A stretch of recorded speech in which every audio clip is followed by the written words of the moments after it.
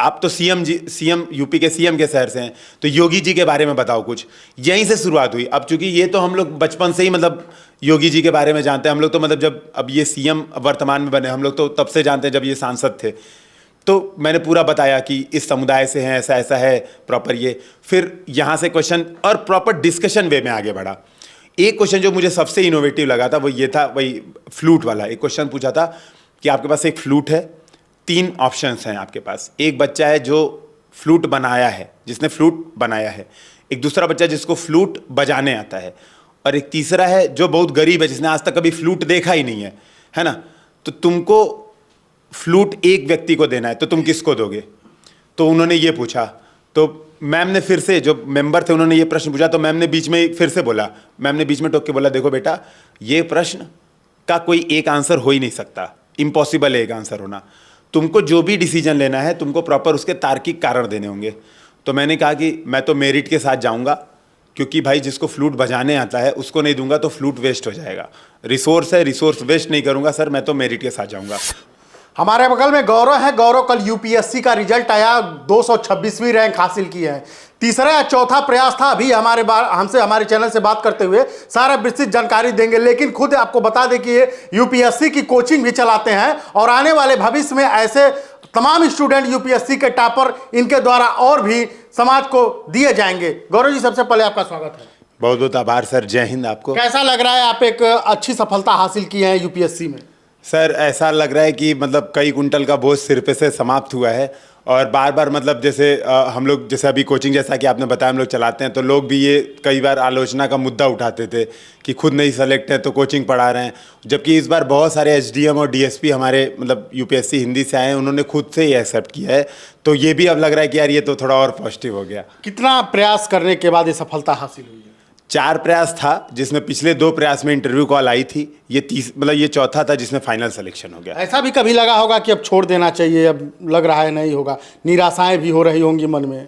नहीं, ये मैंने जैसे इसको इस तरह से नहीं लिया था। मैंने इसको इस तरह से लिया था कि डिसाइड किया था पहले जब प्रिपरेशन स्टार्ट की थी कि 21 साल का हो जाऊंगा तब से अटेम्प्ट दूंगा।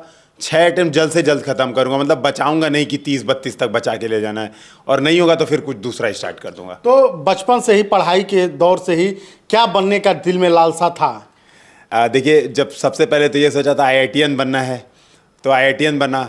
उसके बाद अचानक से बीच में लगा कि यार कुछ साइंस बैकग्राउंड में करते हैं, तो एक किशोर वैज्ञानिक प्रोत्साहन योजना होती है, उसमें मतलब स्कॉलर था वो, इंडिया में बहुत कम लोग उस पर होते हैं। फिर यही बार बार न्यूज़पेपर और इसमें देख देख के आईएएस और आईपीएस की तरफ से मोटिवेशन आया। और कुछ गांव में गए, मतलब जब कॉलेज में था आईआईटी रुड़की में, तो वहाँ पे मीरपुर मुआजपुर एक गांव है, वहाँ पे कुछ ज़मीनी स्तर पे काम किए थे। तो ये लगा था कि ज्वालापुर मंडी भी है, तो उन दोनों जगहों पे खास तौर पे ये पता चला कि जो गवर्नमेंट में मतलब अंदर जाके जो काम किया जा सकता है, एनजीओज कितना भी, मतलब सिविल सोसाइटी नो डाउट कि एक बहुत पावरफुल ऑर्गेनाइजेशन है अपने इंडिया में, लेकिन एक सरकारी ऑफिसर के पास जो ताकत है वो काम को जितना आसानी से कर सकता है उतना आसानी से और मुश्किल होता है करना। तो परिवार का सहयोग किस प्रकार से मिला है आपको? परिवार तो ऐसे समझ लीजिए कि मतलब बैकबोन है। मतलब बस ये है कि मैंने थोड़ी मेहनत की है। अब जैसे मेरे बड़े भैया हैं, तो बड़े भैया गाइड, मित्र, मार्गदर्शक तीनों हैं, ये समझिए। मैं खुल के उनसे सारी बातें शेयर कर लेता हूँ। प्रॉपर जब आईआईटी की तैयारी करते थे तब से वो पूरा खाना बनाने से लेकर, मतलब माता पिता दोनों की भूमिका निभाते हैं। इस तरह जो छोटा भाई है, छोटा भाई पंचिंग बैग है कि फर्स्ट एड हुए तो सुना दिया उसको, गुस्सा कर लिए। तो मतलब परिवार जो है वो समझ लीजिए एकदम, मम्मी है तो मम्मी कोई बाहर का कुछ भी बोलता है। जैसे मैं 2020 में यूपी पीसीएस में सेलेक्टेड था, तो मैंने डिसाइड किया कि मैं नौकरी छोड़ दूंगा, क्योंकि मुझे आईएएस बनना है या आईपीएस बनना है, तो मैं नौकरी छोड़ दूंगा। तो लोग बोलने लगे कि अरे यार सरकारी नौकरी है, क्यों छोड़ना है। तो मम्मी ने सीधे कहा कि नहीं यार, उसको कुछ बड़ा करना है ज़िंदगी में, तो ये कोई बात नहीं। तो परिवार मतलब एकदम बैकबोन की तरह खड़ा रहा कि ठीक है, सुख दुख सब में समान भाव रखा। तो एक चैलेंज था, एक बड़ी नौकरी छोड़ने के बाद अब कहीं ना कहीं अगर उससे ज़्यादा हासिल नहीं होता तो काफ़ी आलोचना होती। अब बिल्कुल ये थोड़ा सा था, ये दिमाग में प्रेशर अचानक से क्रिएट हो गया था। मैंने जब छोड़ा था तो मैंने ये नहीं सोचा था कि मुझे इतना प्रेशर आ जाएगा, लेकिन अचानक से जब आलोचना होनी शुरू हुई तो मैं उसको जब आलोचना हुई बहुत ज़्यादा, मतलब क्योंकि हम लोग का यूट्यूब चैनल भी है, तो वहाँ पे इतने कमेंट्स इस बात को लेके आए कि एक सीट खा गया है, ऐसा कर दिया, वैसा कर दिया, और घमंड है, ये वो वो फिर लगा कि यार ये गड़बड़ हो गया, लेकिन बाद में अब लग रहा है कि नहीं यार, जो डिसीजन था सही डिसीजन था। तो आप हमारे दर्शकों को भी बताएं कि तैयारी किस रूप से आप करते थे, किस प्रकार से इस सफलता को हासिल किया, तीसरा या चौथा प्रयास था आपका? देखिए, सबसे पहली बात, जो मेरा ये तीसरा या चौथा प्रयास था उसमें मेरी मिस्टेक्स जो कि आम अभ्यर्थी भी कर देते हैं, वो बहुत बड़ा कारण रही है। जैसे जब हम लोग कॉलेज में थे तो मैंने स्टार्ट किया था प्रिपरेशन, 3rd ईयर में मैंने स्टार्ट कर दी थी प्रिपरेशन। तो मैंने भैया से बात की थी, क्योंकि भैया भी प्रिपरेशन कर रहे थे, तो इन्होंने बताया कि ऑप्शनल, क्योंकि एक वैकल्पिक विषय लेना होता है यूपीएससी में, तो इन्होंने बताया कि हिंदी साहित्य ले लेते हैं। ठीक है, इन्होंने बताया कि हिंदी साहित्य ले लेते हैं, तो मैंने कहा कि नहीं, मैं इंजीनियर हूँ, मुझे हिंदी साहित्य नहीं समझ में आएगा। मैंने इनकी बात नहीं मानी, मैंने कहा कि मैं तो भूगोल लूँगा, मुझे भूगोल बहुत अच्छे से समझ में आता है। तो इस वजह से मैंने क्या किया, भूगोल वैकल्पिक विषय से तैयारी की, और मेरे बार बार नंबर उसी में ख़राब आ रहे थे, तो बार बार मेरे भूगोल वैकल्पिक विषय में ही नंबर ख़राब आ रहे थे। इस वजह से मेरा इंटरव्यू से मतलब सेकेंड अटेम्प्ट में मेरा 17 नंबर से रुका था सिलेक्शन, 3rd अटेम्प्ट में मेरा और ज़्यादा मतलब 50-55 नंबर से मेरा सिलेक्शन रुका था। तो सबसे बड़ा कारण यही था कि भूगोल वैकल्पिक विषय का गलत चुनाव करना। फिर जब बार बार धक्का खाया तो फिर भैया की बात लगी कि नहीं यार, इसको सही करते हैं, और हिंदी साहित्य लिया। तो इस बार मैंने हिंदी साहित्य लिया और सिलेक्शन हो गया। तो ये कारण बहुत बड़ा था फेलियर का। आप हिंदी की बात करते हैं, एक चुनौती होता है, देखा जाए भी कहा जाता है कि हिंदी पढ़ने वाले बच्चों के लिए काफ़ी कठिन होता है, चैलेंजिंग होता है। तो आप कितना तक उसका अनुभव करने के बाद क्या कहेंगे, क्या ये आसान होता है कि चैलेंजिंग होता है? देखिए, यूपीएससी के एग्ज़ाम अपने आप में चैलेंजिंग तो हैं। नहीं, लोग कहते हैं कि हिंदी के अभ्यर्थियों के लिए और चैलेंजिंग होता है। हाँ बिल्कुल, ये बात एकदम सही है। खासतौर पे जैसे अगर आप प्रीलिम्स में देखेंगे तो प्रीलिम्स में सीसैट का पोर्शन है, तो सीसैट का पोर्शन चूंकि हम लोग मान के चलते हैं कि हिंदी मीडियम का मतलब ये है कि मैथमेटिक्स भी कमजोर है, नहीं तो मैथमेटिक्स कमजोर है। अब सामान्यतः आप देखेंगे जनरली सारे स्कूल तो इंग्लिश मीडियम है, जितने अपर स्कूल हैं, जितने बढ़िया स्कूल हैं टॉप क्लास के, वो सब इंग्लिश मीडियम है। तो हम लोग मान के चलते हैं यार मैथमेटिक्स, सामान्यतः हमारी सोच ये हो जाती है कि बहुत कम बच्चे ही हिंदी मीडियम के आगे जाके कुछ आप कह सकते हैं मैथमेटिक्स में या इंजीनियरिंग में कुछ करते हैं। तो ये एक बड़ा प्रॉब्लम होता है माइंडसेट को लेके कि सीसैट में फेल हो गए। खासतौर पे जब आप मेंस लिखने जाते हैं तो मेंस में एक कंपलसरी इंग्लिश का पेपर होता है। वो कंपलसरी इंग्लिश का पेपर कहने को तो हाई स्कूल के लेवल का होता है, मतलब लिखा होता है सिलेबस में कि हाई स्कूल की इंग्लिश आनी चाहिए। वो जब मेरे जैसा IITian भी जब सॉल्व करने बैठता है तो 81 नंबर आते हैं, जबकि उसमें कट ऑफ 75 होता है। आप समझिए अगर 300 में 81 मेरे आ रहे हैं, जबकि मैं IIT से पढ़ा हुआ हूँ, इंग्लिश में 4 साल मैंने वहाँ पे क्लास किया है, तो सामान्य हिंदी वाले बच्चे के लिए वो कितना डिफिकल्ट होता होगा। तो वो चैलेंज वाकई में रियल चैलेंज है। तो ये माना जाए कि हिंदी पढ़ने वाले, हिंदी से तैयारी करने वाले बच्चों के लिए चैलेंजिंग ज़्यादा होती है। ये चैलेंजिंग है, लेकिन जब आपको पता है कि आपके सामने ये पहाड़ आने वाला है, आपके सामने ये कंपलसरी इंग्लिश का पेपर आने वाला है, आपके सामने ये सीसैट आने वाला है, तो आपको प्रिपरेशन में उसका अंग मानना पड़ेगा। हिंदी मीडियम वाले बच्चे क्या करते हैं, इसको मानते ही नहीं है, वो GS की पढ़ते हैं पूरे साल तैयारी ही NCERT बेसिक किताबें ये सोर्स पढ़ते हैं, लेकिन सीसैट पे ध्यान ही नहीं देते हैं।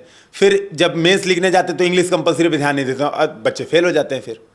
अच्छा, एक और सवाल, अभी तक तो मान लीजिए आप पेपर पे एग्जाम देते होंगे, चाहे ऑनलाइन एग्जाम देते हो, इंटरव्यू के समय किस तरह से आप अपने आप को देखते हैं? कल आपने कहा कि 2 इंटरव्यू तो मैं लॉस कर चुका था, ये तीसरा था आपका, तो उस समय किस प्रकार के क्वेश्चंस आते हैं, किस प्रकार के मनोवैज्ञानिक दबाव भी होते हैं तमाम तरह के, किस तरह से हम सामने फेस करेंगे, उन सब चीज़ों को चाहे हमारे दर्शकों और चाहे जो नए तैयारी करने वाले लड़कों को, उनको आप मोटिवेट करें। मैं इसके बारे में थोड़ा बताना चाहता हूँ। एक रियल जो अप्रोच है जो हम लोग ध्यान नहीं देते हैं, जैसे इंटरव्यू आपकी पर्सनैलिटी टेस्ट होती है कि आप रियल पर्सनैलिटी क्या है। मेरे लास्ट बार इंटरव्यू में 149 नंबर आए थे, इस बार मेरे इंटरव्यू में 190 नंबर आए थे, तो 41 नंबर का गैप केवल 1 साल इंटरव्यू में आए थे। इसका कारण क्या था, जब लास्ट ईयर मैंने इंटरव्यू दिया था तो मैं रोबोट था। रोबोट का मतलब ये, मैंने कोचिंग के जितने कोचिंग के मॉक इंटरव्यूज हो सकते हैं, मतलब दिल्ली की कोई कोचिंग छोड़ी नहीं थी। जो यहाँ से रिजल्ट आया था मेंस का, मैं भाग गया था दिल्ली तुरंत 1 महीने। और हर कोचिंग में मतलब एक दिन में ऐसा था कि 3-3 मॉक इंटरव्यू दे रहे हैं। 5 स्टार होटल्स में वहाँ पे मॉक इंटरव्यू होते थे, 3-3 दे रहे हैं, तो हर क्वेश्चन रटा लिए थे। अब यूपीएससी में गया, क्वेश्चन पूछे तो रटा रटाया आंसर, वो पर्सनैलिटी छुप गई थी, रटा रटा रोबोट की तरह आंसर देता था। इस बार मैंने क्या किया, ये चैलेंज समझा, तो इस बार मैंने क्या किया, मतलब मैं, छोटू भैया, पल्लव, हम लोग क्या किया, आपस में 4-5 लोग, रमन, निशांत, हम लोग ग्रुप बना लिए, सारे वीडियोस पड़े हुए हैं। हम लोग आपस में डिस्कशन करते थे कि ये क्वेश्चन पूछेगा तो ये चीज़ सोचना है, ये पूछेगा तो ये चीज़ सोच के आंसर देना है, ना कि जैसे प्रॉपर काम करते थे कि अगर मान लीजिए कोई क्वेश्चन आपसे सामने इंटरव्यूअर अगर आपको एक्साइट कर रहा है कि तुरंत बताओ, तो भी एक पॉज लेके एक शांत चित्त व्यक्तित्व दिखाना है कि नहीं, सोच के फिर आंसर देना है। इस पे आपसे क्या सवाल पूछा गया, जरा बताइए। मेरे से सबसे पहला तो जब इंटरव्यू में गया था तो कि प्रीति सुनीत मैम का बोर्ड था, बहुत कूल, मतलब मुझे लगता है कि आज तक की मेरी बेस्ट इंटरव्यू रही है, नंबर भी ज़्यादा दिया है उन्होंने, इसीलिए बोल रहे हैं ना, हाँ ज्यादा ये भी एक कारण हो जो सकता कम है। दे दिया उसके बारे में क्या कहेंगे? खड़ूसी होते खड़ूसी मानेंगे। बेसिकली अच्छी बात क्या थी, जैसे मैं आपको 2 बार का तुलना बताता हूँ। लास्ट ईयर मेरा मनोज सैनी सर के साथ था, वो अभी यूपीएससी के चेयरमैन अच्छे नहीं है वो, तो थोड़ा नहीं ऐसा नहीं बोलूँगा मैं, वो यूपीएससी के चेयरमैन है और वो अपने आप में बहुत ही मतलब सशक्त, उनका तेज व्यक्तित्व है। मैं गया तो अभी मैं जाके बैठा ही तो उन्होंने मेरे से क्वेश्चन पूछा, संविधान का आमुख बताओ। अब मुझे जाते ही बैठ रहा हूँ और संविधान का आमुख, पहले बात तो मुझे आमुख का मतलब ही नहीं समझ आ रहा था, आमुख क्या होता है। प्रस्तावना हम लोग सुनते थे, प्रियम्बल सुनते थे, आमुख पहली बार उन्होंने शब्द यूज किया, मुझे वहीं पे मेरा पूरा कॉन्फिडेंस ही लो गया। इस बार क्या था, मैं गया तो मैम ने कहा कि देखो बेटा पहले आराम से बैठ जाओ और तुमको हम जज नहीं करेंगे इस इंटरव्यू में, तुमसे हम बातचीत करने की कोशिश करेंगे। तुमको जब डिफिकल्ट लगेगा तो तुम बोल देना कि सर मैम डिफिकल्ट लग रहा है, तुमको लगेगा कि तुम नहीं बता पा रहे हो तो मैं तुमसे वहीं पे हट जाऊंगी। उन्होंने एकदम ऐसे मुझे एकदम रिलैक्स फील करा दिया पहले ही। फिर उन्होंने पूछा अच्छा बताओ आप तो सीएम यूपी के सीएम के शहर से हैं, तो योगी जी के बारे में बताओ कुछ। यहीं से शुरुआत हुई। अब चूंकि ये तो हम लोग बचपन से ही मतलब योगी जी के बारे में जानते हैं, हम लोग तो मतलब जब अब ये सीएम वर्तमान में बने हम लोग तो तब से जानते हैं जब ये सांसद थे। तो मैंने पूरा बताया कि इस समुदाय से हैं, ऐसा ऐसा है प्रॉपर ये। फिर यहाँ से क्वेश्चन और प्रॉपर डिस्कशन वे में आगे बढ़ा।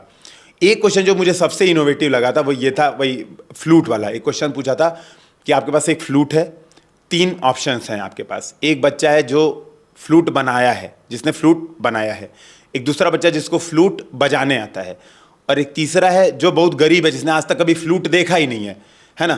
तो तुमको फ्लूट एक व्यक्ति को देना है तो तुम किसको दोगे? तो उन्होंने ये पूछा। तो मैम ने फिर से, जो मेंबर थे उन्होंने ये प्रश्न पूछा, तो मैम ने बीच में फिर से बोला, मैम ने बीच में टोक के बोला देखो बेटा ये प्रश्न का कोई एक आंसर हो ही नहीं सकता, इम्पॉसिबल है एक आंसर होना। तुमको जो भी डिसीजन लेना है तुमको प्रॉपर उसके तार्किक कारण देने होंगे। तो मैंने कहा कि मैं तो मेरिट के साथ जाऊंगा, क्योंकि भाई जिसको फ्लूट बजाने आता है उसको नहीं दूंगा तो फ्लूट वेस्ट हो जाएगा। रिसोर्स है, रिसोर्स वेस्ट नहीं करूंगा सर, मैं तो मेरिट के साथ जाऊंगा। तो सर ने कहा यानी इसका मतलब है तुम सोशल जस्टिस को नहीं मानते हो? तो मैंने कहा नहीं सर, मैं सोशल जस्टिस को मानता हूं, लेकिन मैं मेरिटोक्रेसी को ज़्यादा महत्व देता हूं, मेरे लिए मेरिटोक्रेसी ज़्यादा इंपॉर्टेंट है। तो मैंने वो बात कही, अपनी बात एकदम सशक्त तरीके से रखी। तो मैम ने स्माइल किया, बताया कि मतलब ठीक है कोई बात नहीं, इसका तो एक ही आंसर नहीं होता है।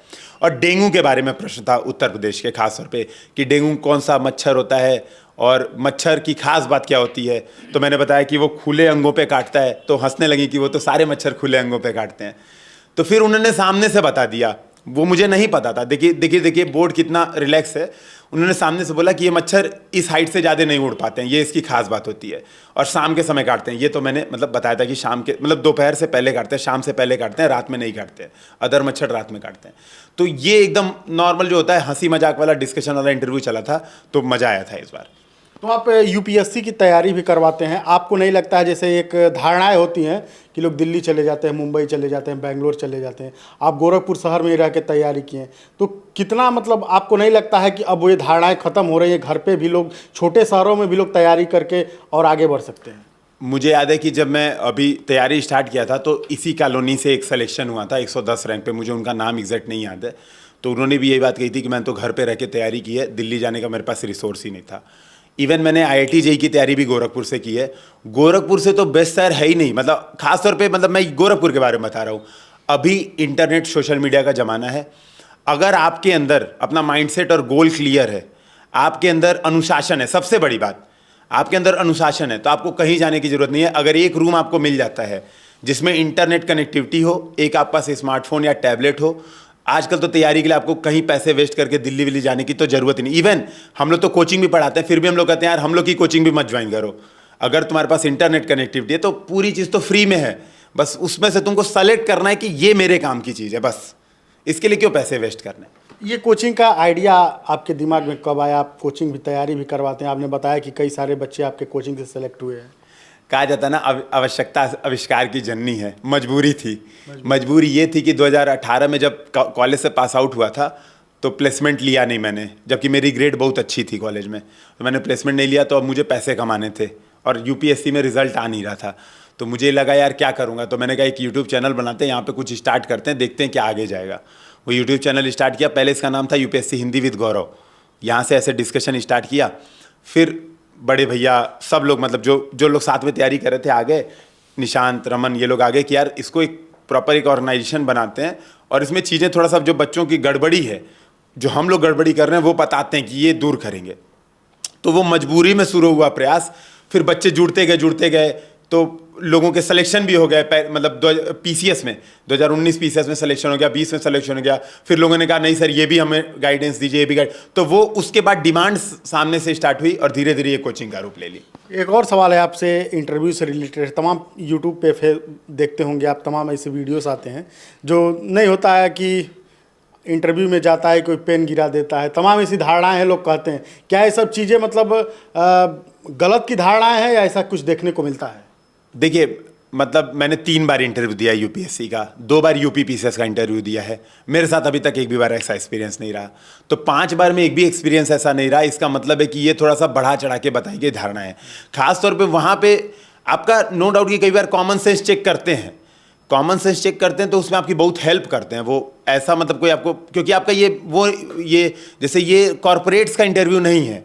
कॉरपोरेट और पर्सनल, कॉरपोरेट में आप कितना तत्काल जवाब देते हैं ये ज़्यादा चेक होता है, ठीक है। लेकिन यहाँ पे चेक होता है कि आपकी पर्सनैलिटी क्या है। आप एक ऑफिसर से बात कर रहे हैं तो उससे रिस्पेक्टफुल तरीके से बात कर रहे हैं कि नहीं, ज़रूरत के पड़ने पे आप ईमानदार हैं कि नहीं, आपके अंदर निष्कपटता है कि नहीं। तो आपके ये वैल्यूज़ चेक होते हैं। तो यहाँ पे उन क्वेश्चंस का मेरे हिसाब से ज़्यादा मैटर नहीं। हो सकता है 1-2 लोग से पूछा भी गया हो। तो मैंने 5 बार इंटरव्यू दिए, मेरे बहुत सारे दोस्तों ने कई बार इंटरव्यू दिए, उनकी भी मैं गारंटी लेके बोल सकता हूँ उनके साथ भी एक भी बार नहीं हुआ। लेकिन अब किसी के साथ ऐसा हुआ तो मुझे आइडिया नहीं है। गौरव, आप एक छोटे शहर से ही निकले हैं, गोरखपुर से। अब डेवलपमेंट हो रहा है। छोटे शहरों के बच्चों के लिए क्या संदेश देना चाहेंगे इस तरह के एग्जाम्स के लिए? मैं यही बोलना चाहूँगा कि अपना कॉन्फिडेंस नहीं लूज़ करना है। कभी ये दिमाग में लाना ही नहीं कि हम छोटे शहर के हैं तो हम बड़े शहर से कम्पीट नहीं कर सकते। अभी मुझे याद है आज ही मम्मी बोल रही थी कि अरे जब हमारे शहर के सीएम है तो कैसे ये छोटा शहर है। आज ही मम्मी अपने शहर के बारे में बोल रही थी कि जब सीएम ही हमारे शहर से हैं तो ये छोटा शहर कैसे हो सकता है। लेकिन जो अदर शहर हैं जो छोटे माने जाते हैं प्रॉपर, मैं वही कह रहा हूँ कि आप अगर एक फिक्स स्ट्रेटजी पे हैं और अपनी जो कमियाँ हैं, जैसे आप प्रॉपर प्रैक्टिस कर रहे हैं, अपनी कमियों का एनालिसिस कर रहे हैं, तो आप किसी से भी compete कर सकते हैं। मतलब सर हम तो यही देखते हैं हमारे छोटे शहर से श्रीनिवासन रामानुजन जैसे मैथमेटिशियन बाहर आ जाते हैं, ठीक है। तो विद्यासागर जैसे समाज सुधारक आ जाते हैं। तो सीधी बात है, तो छोटे शहर में ज़्यादा टैलेंट्स है। ये सीधा मानना है मेरा कि छोटे शहरों में बहुत ज़्यादा टैलेंट है। बस इस टैलेंट को एक रास्ते की ज़रूरत है, वो रास्ता मिल जाए तो कोई दिक्कत ही नहीं है। अभी तक आपके कोचिंग से कितने बच्चे क्वालिफाई हुए हैं? देखिए अभी तक हम लोग की कोचिंग मेनली यूपीएससी में गाइडेंस प्रदान कर रही थी, बहुत थोड़ा बहुत। यूपी पीसीएस में हम लोग का मतलब अभी नाम हो गया है, मतलब अच्छा खासा यूपी पीसीएस के क्षेत्र में नाम हो गया। अब मुझे लग रहा है अब यूपीएससी में भी, क्योंकि क्या होता है कि यूपीएससी में बहुत ज़्यादा अभी बड़ी कोचिंगों का नाम बहुत ज़्यादा है। तो हम लोग के जो आप कह सकते हैं स्टूडेंट्स हैं यूपीएससी के अभी कम थे, अभी इधर कल से बढ़ने स्टार्ट हुए। मुझे लग रहा है अभी इस बार ग्रोथ दिखेगी। एडवर्टाइज का भी काम आप संभाल लेंगे? बिल्कुल ये करेंगे ताकि रिजल्ट आए, सीधी बात है। यूपी पीसीएस में इस बार 3 एसडीएम और 3 डीएसपी, और खासतौर पे जो कुछ डीएसपी हैं वो मिलने भी आए थे कल, और अभी साथ में ही थे हम लोग। तो प्रॉपर वो लोग आप देखेंगे उनके जो चैनल्स पे इंटरव्यू हैं उन्होंने सामने से बोला है, क्योंकि मैंने 1-to-1 मेंटरशिप दी थी प्रॉपर, खुद से यूट्यूब पे गूगल मीट करा के आंसर राइटिंग उन लोगों को कराया था, प्रॉपर प्रैक्टिस कराई थी, उनकी कॉपी चेक की थी, बहुत एफर्ट किया था, तो वो सिलेक्शन है। लेकिन सर एक चीज़ जो मैं बोलना चाहूँगा, जो एक मिसकंसेप्शन है, कभी भी सिलेक्शन किसी कोचिंग का नहीं होता है। देखिए ये बात तो क्लियर है। कोई जैसे मैं ही स्टूडेंट हूँ तो मैं कई बार मटेरियल कुछ इनके यहाँ से कुछ इनके यहाँ से अलग अलग जगह से, ये मेरी क्वालिटी है कि मैं चुन सकूँ सागर में से मोती जो मेरे काम के हैं, क्योंकि सागर तो अथाह है। तो बस वो स्टूडेंट्स की क्वालिटी है कि 2 चीज़ आके मेरे से सीख ली, 2 चीज़ कहीं और से सीख ली और सेलेक्ट हो गया। तो वो एसडीएम वाकई में वो पूरी मेहनत उसकी होती है। हाँ, लेकिन इतने रिजल्ट्स हैं जो अब धीरे धीरे बढ़ रहे हैं। तो ये गौरव थे। गौरव यूपीएससी में 226वीं रैंक हासिल किए। कल यूपीएससी का रिजल्ट आया, हमारे साथ बेबाकी से बात किए। आप जुड़े रहें गोरखपुर लाइव के साथ।